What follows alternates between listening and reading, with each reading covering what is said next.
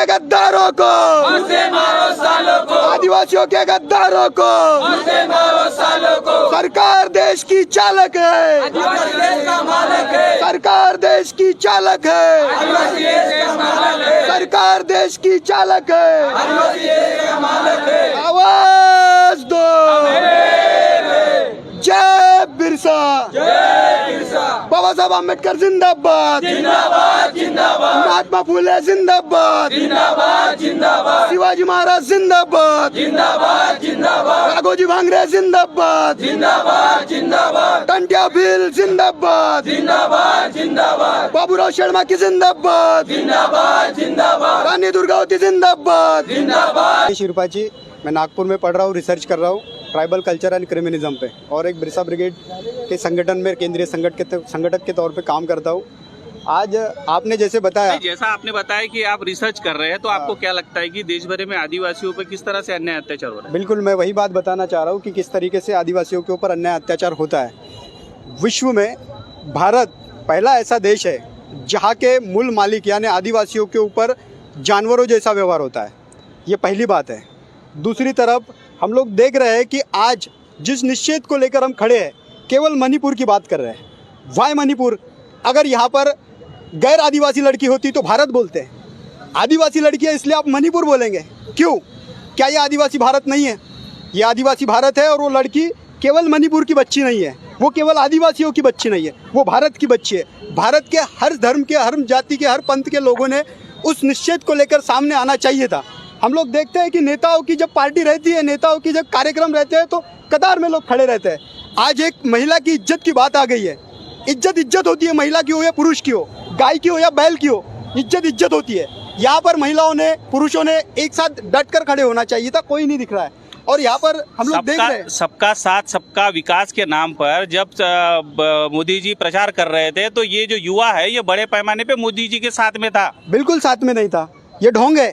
और जो साथ में था वो फाइनेंसर थे, उनके पैसों से वो खड़े थे। जिनके बदन पे कपड़े नहीं है, जिनके पेट में रोटी नहीं है, वो कैसे सबका साथ और सबका विकास के लिए खड़े हो जाएंगे? हम लोग सर, ये विद्यार्थी है, ये पूरे ट्राइबल स्टूडेंट्स है, यहाँ पर हॉस्टल में पढ़ने वाले विद्यार्थी है, और ये विद्यार्थी अपनी माँ बहनों की रक्षा के लिए सड़क पर जब आंदोलन करते हैं, तब इन लोगों को अलग अलग तरीके से बोला जाता है। ये नक्सलवादियों के इशारे पे काम करते हैं, ये माओवादियों के इशारों पे काम करते हैं, ये आतंकवादियों के इशारों पे काम करते हैं। यहाँ पर कोई माओवादी और आतंकवादी के इशारों पे काम नहीं करता। ये बुद्धिजीवी वर्ग है, इनको समझता है कि समाज के हक, अधिकार और सम्मान के लिए क्या करना चाहिए।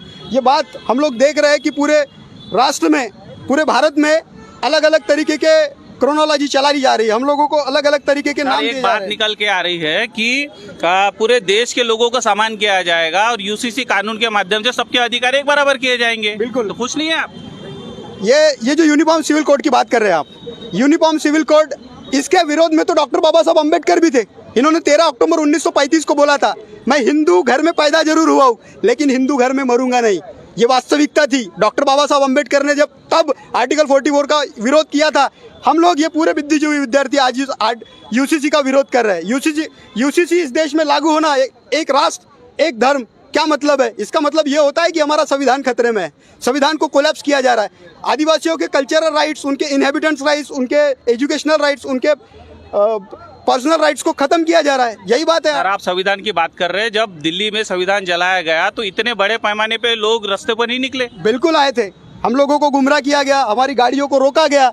यही बीजेपी सरकार है जिन्होंने हमारी गाड़ियों को रोका गया, हमारे लोगों को अंदर जेलों में डाला गया। आज युवा क्या सोचता है अभी आगे की रणनीति? आज युवा ये सोच रहा है कि देश में जो संविधान चल रहा है, उस संविधान के भरोसे अगर आदिवासी जिंदा है, तो उस संविधान की रक्षा करना हमारी नैतिक जिम्मेदारी है, हमारी वैचारिक जिम्मेदारी है। हम इसको पूरा करेंगे।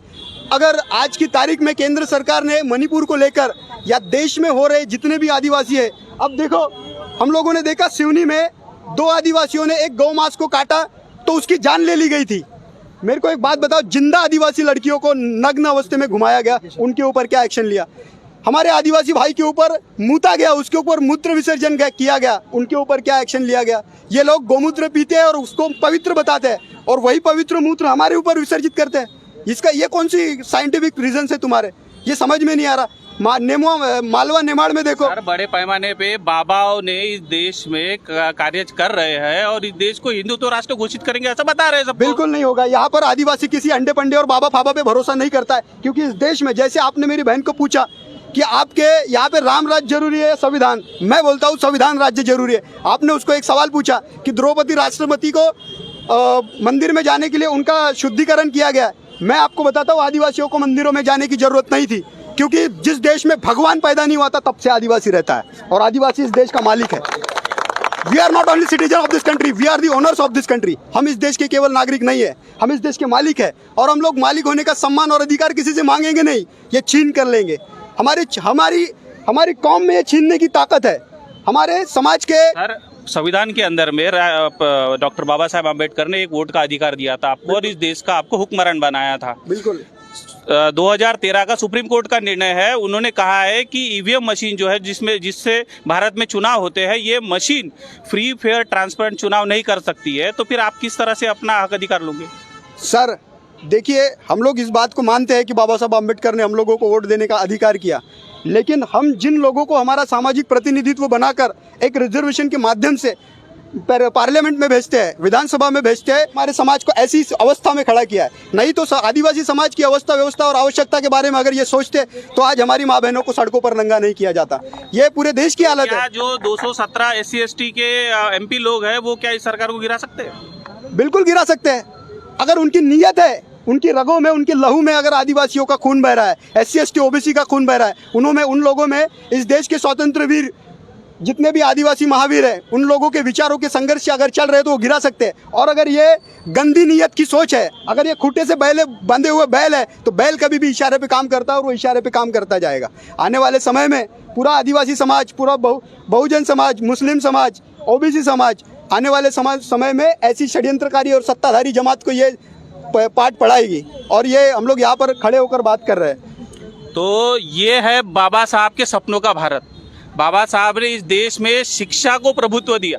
उन्होंने कहा था जब भी शिक्षा जो है वो शेरनी का दूध है और जो पिएगा वो इस तरह से दहाड़ेगा। इस देश में दो तरह के युवा नजर आते हैं, एक वो युवा जो कंधे पे कावड़ लेकर घूमते हैं और एक वो युवा जो आज अपने समाज के, अपने देश के, अपने बांधवों के, इस भारत देश के हक अधिकारों के लिए लड़ने की बात करता है। तो हम तो देखना चाहेंगे कि इस तरह का भारत ये जल्द से जल्द निर्माण हो और युवा जो है ये इस देश की सबसे बड़ी ताकत है और यही ताकत इस देश को फिर से इस दुनिया का विश्व गुरु बनाने में सक्षम है।